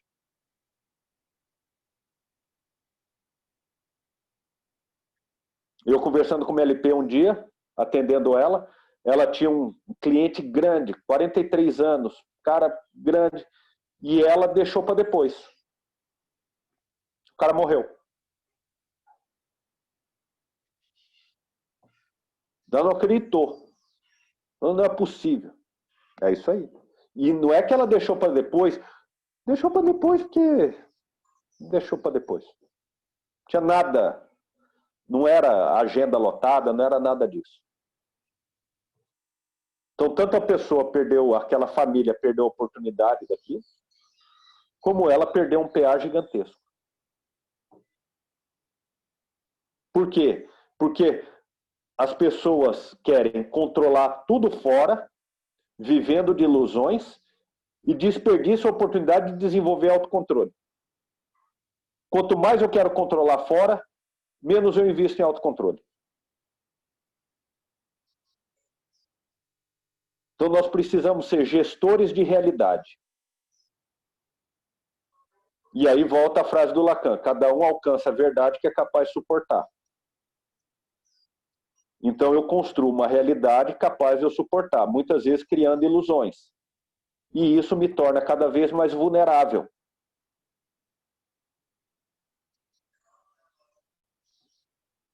Então, de novo, a prudência não é para pessoas burras, é para pessoas inteligentes, só que acima de tudo sábias.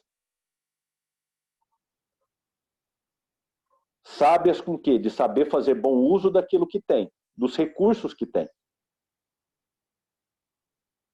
Mas a verdadeira realização da sua vida não é só ter sucesso na prudência. A sua realização é ter sabedoria em todos os aspectos da sua vida.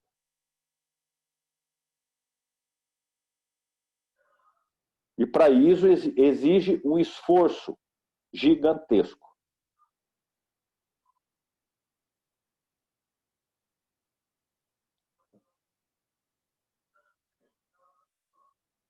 Alguma pergunta? Alguém quer falar? Se não concordar, gente, fica à vontade, fala, é bom. Alguém falar, Wagner, não concordo com isso, é ótimo para mim. Porque ou eu vou ampliar a minha consciência a respeito disso, ou eu vou melhorar a minha capacidade de me comunicar em relação a isso. Tá? Então, eu acolho o contraditório, eu acolho as discordâncias, eu acolho uma reflexão. Isso eu vejo como uma virtude que eu adquiri na vida. É bom para mim isso. É a base do diálogo. Sim? Emocional, Wagner, do LP, cara, assim, ontem mesmo tive aqui um C2 onde eu murchei aqui, falei, caramba, cara, não sei se esse cara é fechado. Mas aí você se mantendo com autoestima, cara, do jeito que você é, confiando no seu trabalho, cara, em seguida fiz uma revisão e ganhei um E. Então, assim, eu acho que você falou sobre inteligência, mas eu acho que a inteligência emocional, na verdade, é a fundamental. Né? E aí eu acho que a convicção nossa, o seu trabalho de fato, você está convicto do que você faz pode mudar a vida de alguém. O que acontece muito é o LP tomar um C2, o cliente não fechar, ele ficar de farol baixo e isso acaba com a semana dele. Né? Então, cara, é aquilo que você falou, você tendo as convicções e não se mantendo vulnerável, né? Como líder, como você falou, você é o líder do seu cliente, cara, o próximo, você vai conseguir, assim, não desabala, é a decisão da pessoa. É que tem cliente que a gente não vai conseguir tocar mesmo, e faz parte. Faz parte. Os seus valores, não compara os seus valores com os valores dele. Cara, são os valores do cara. Paciência, você não consegue mudar ele. Próximo, next. Para de ficar sofrendo aquilo, entendeu? Então, eu acho que essa parte de emocional nossa é fundamental. Eu digo porque eu me peguei nessa ontem. Chegou um momento, caramba, meu, putz, sabe? Eu fiquei chateado, mas, cara, a escolha foi dele. Eu vou fazer a minha escolha, de continuar fazendo o que eu gosto de fazer. Entendeu? Então, e aí as coisas vão acontecer naturalmente. Então, isso de fato, a inteligência emocional pro Life Planner era fundamental. Fundamental. Uma coisa que eu queria falar, Huguinho, pegando aí o gancho, que eu sempre falo, e isso eu acabei tendo que desenvolver na época do meu primeiro ano de LP, que eu não fui consecutiva, para o meu segundo. Que é você querer colocar na sua cabeça que eu coloquei na minha cabeça na época e eu tento passar isso para todo mundo. E o meu papel é fazer melhor a cada 10 minutos ou 40 minutos. Né? Pegar e falar assim, putz, o que eu poderia ter entrado diferente? O que eu poderia ter falado diferente? Qual seria a minha próxima veia de acesso? E next. E o próximo vira, que é o que você falou. E é o que, de fato, que é o que sustenta a nossa inteligência emocional. Eu acho que todo mundo é ser humano, né? Ninguém é obrigado a ficar achando legal, bacana, ficar tomando C2 ou ouvindo desaforo de cliente, ou enfim. São coisas que a gente passa no campo, tomar delay. É o que fica forjando a gente o tempo todo, né? Fazendo a gente ser mais forte o tempo todo. Eu faço, e até hoje eu acabo usando isso até... Não sou mais LP, mas eu uso isso a vida toda. É voltar o filme. Deixa eu assistir o filme 10 minutinhos rápido, nem que seja numa velocidade rápida, pra eu gravar a próxima cena. É tipo isso, assim. Eu acho que é isso que mantém a gente firme, com propósito e feliz fazendo, né? Mas, assim, o processo ele é sistêmico. Essa inteligência emocional, você percebe que ela exige um diálogo de você com você mesmo? E que ela é cognitiva? Muito. Então, através da sua inteligência, você vai convencer uma estrutura que está dentro de você, impulsionada a ter um tipo de emoção, a reconsiderar parâmetros para acessar outra emoção. Então, o uso da inteligência cognitiva para o desenvolvimento de diálogos internos é fundamental para o crescimento e a edificação da inteligência emocional. Porque muitas vezes isso é colocado de forma separada, como inteligência cognitiva é uma coisa, inteligência emocional é outra. E não. As duas estão se entrelaçando o tempo todo.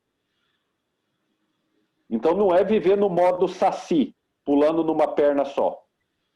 A caminhada exige duas pernas. Gatilhos, né?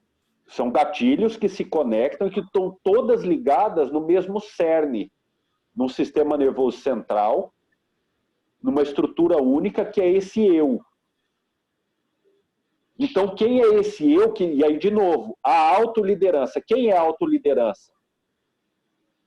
É aquele que dentro de mim tem poder de convencimento e que influencia diretamente as minhas emoções e decide sobre as minhas atitudes. Quem eu estou outorgando e estou dando patente para ter liderança na profunda intimidade do meu ser.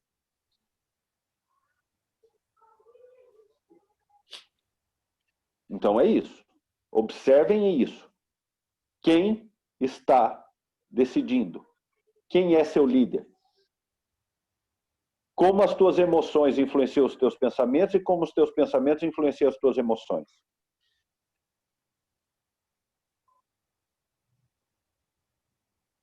Fazer a gestão das crises interiores,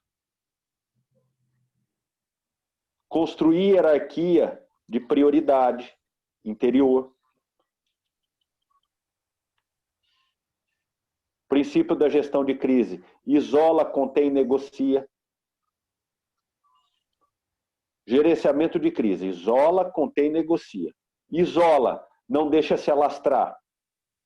Contenha, não deixa inflacionar dentro.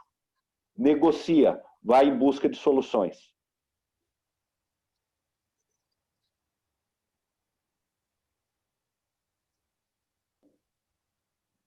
Então é isso. Isolar uma crise. Pô, tomei o C2, tomei o delay. Isolar e não deixar que isso vá para onde? Para o próximo cliente, para o próximo trabalho, para a próxima operação.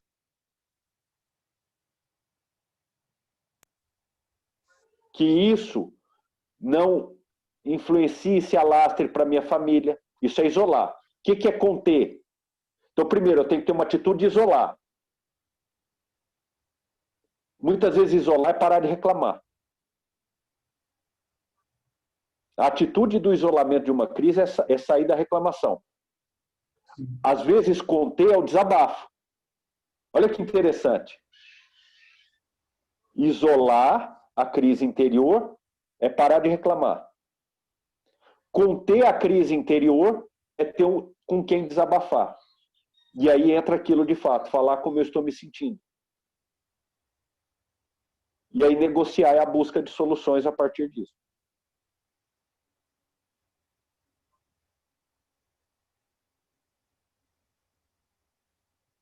E aí o líder está nesse lugar de ouvir desabafos.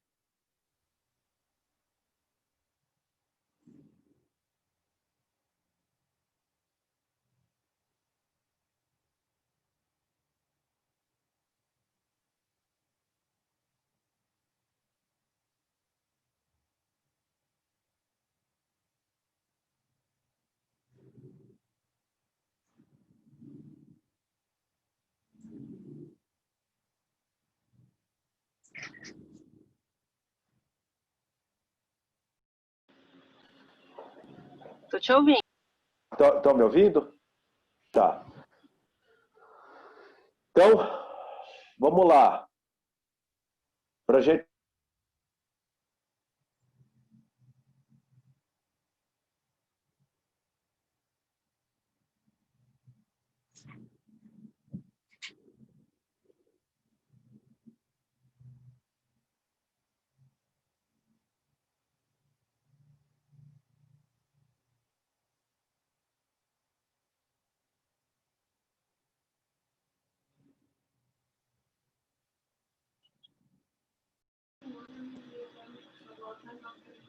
Uhum.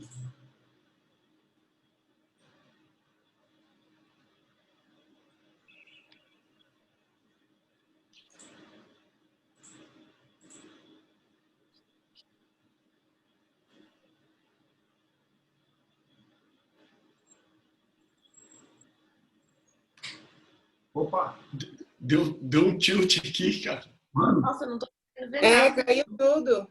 foi todo mundo, cara, que caiu. Será que foi alguma coisa... Meu, eu não tô conseguindo ver a tela. Minha conexão estava normal aqui, cara. Só que o Zoom parou mesmo. A minha travou, depois eu caí aqui. É, eu também.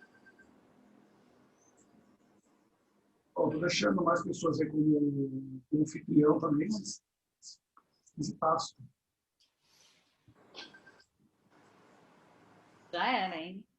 Hoje Acho- acabou. Voltei. Vocês vão Tem ficar não. fazendo vídeo, né? Zoom mesmo. Agora vocês têm que pagar caro, tio. Agora vocês vão ver. Pera. Eu vou pagar caro agora, caro.